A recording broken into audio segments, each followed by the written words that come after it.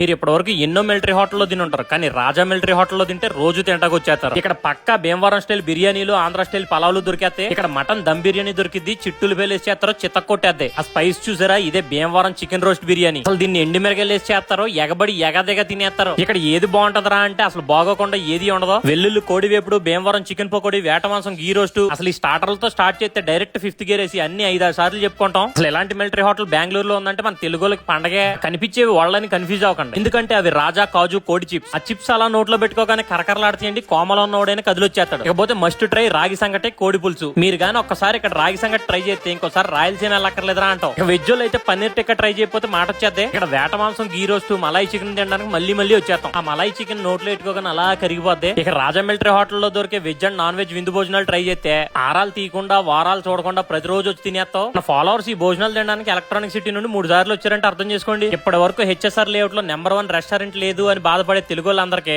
అడిగినా అడగకపోయినా అర్జెంట్ కి వీడియో షేర్ చేయండి, ఖచ్చితంగా ట్రై చేయమని చెప్పండి. దీని అడ్రస్ వచ్చేసరికి హెచ్ఎస్ఆర్ లేఅవుట్ జూడియోకి ఆపోజిట్ లో ఉంటదండి రాజా మిలిటరీ హోటల్.